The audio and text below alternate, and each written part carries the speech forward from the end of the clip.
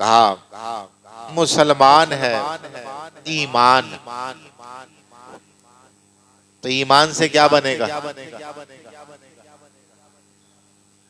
अल्लाह को जो मानता है वो कहते हैं ईमान वाला है, ऐसा ही है ना? पर यार अल्लाह की वहदानियत को तस्लीम कर लिया, ईमान वाला हो गया ये। लेकिन अभी ईमानदार नहीं होता। ईमान वाला तो हो गया, ईमानदार कब होगा? जब अल्लाह की मानने लगेगा। बात सुनो मेरी, गौर करो।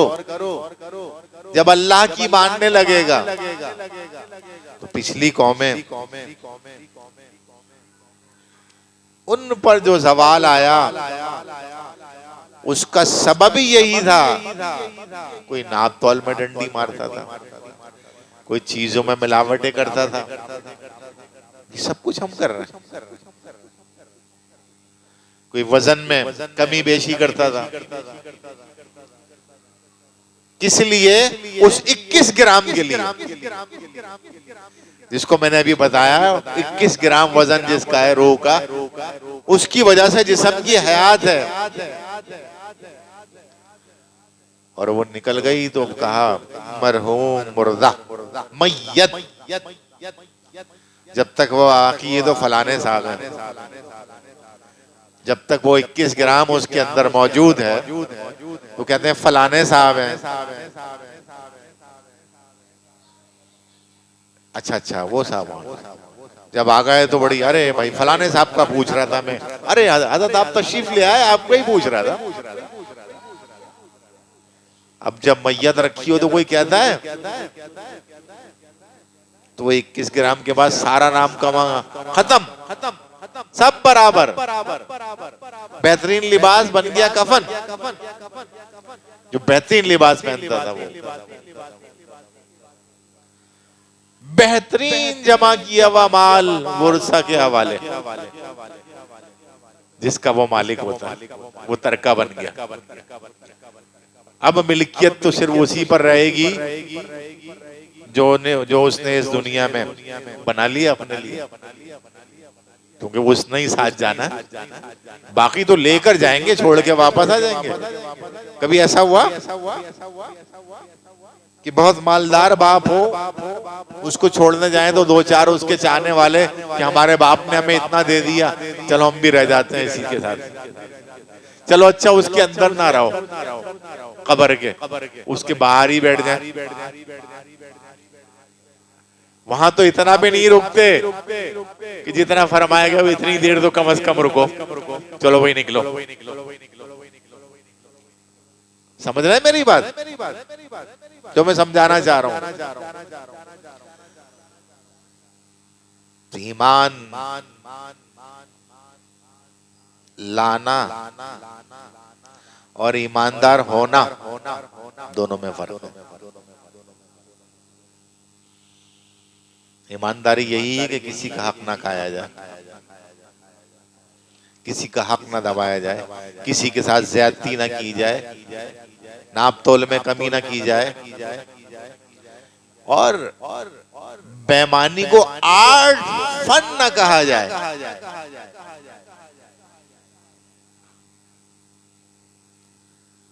समझ रहे मेरी बात? तो इतना ही फर्क होता है कि बस अभी क़यामत हो गई, अब इमामत हो जाएगी तो जनाजा हो जाएगा। इतने वक्त है बस, और उसके बाद फिर टाइम नहीं लगाएंगे लोग, कहेंगे चलो जल्दी छोड़ के आओ भाई।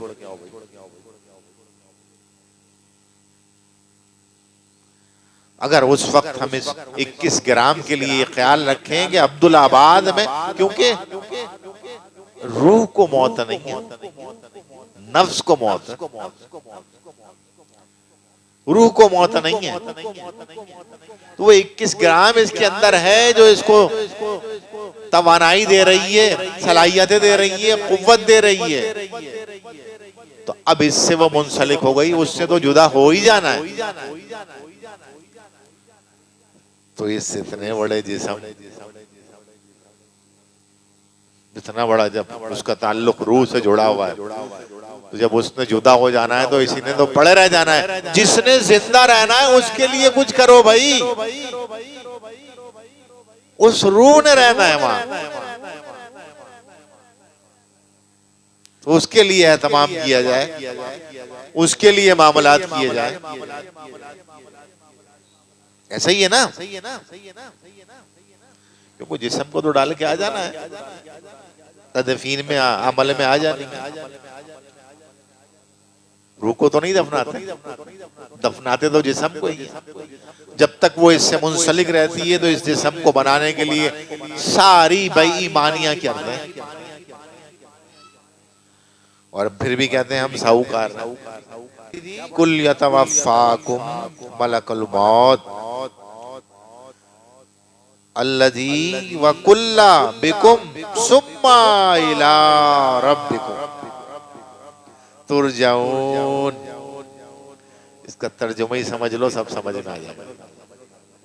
इसका तर्जुमा समझ लो। आप फरमाइए या तुम फरमाओ, तुम्हें मफाद देता है, मौत का फरिश्ता है। अल्लाह मौत मुसल्लत करता है उसके हुक्म से। मौत का फरिश्ता जो तुम पर मुकर्रर है, फिर अपने रब की तरफ वापस जाओगे। इससे वाज़े हुआ कि मौत के लिए एक फरिश्ता मुकर्रर है जिसका लक़ब ही मलकुल मौत है, मौत का मालिक होता है, और इसका नाम इज़राइल है। अल्लाह, उस फरिश्ते का नाम इज़राइल अलैहिस्सलाम। अल्लाह अकबर।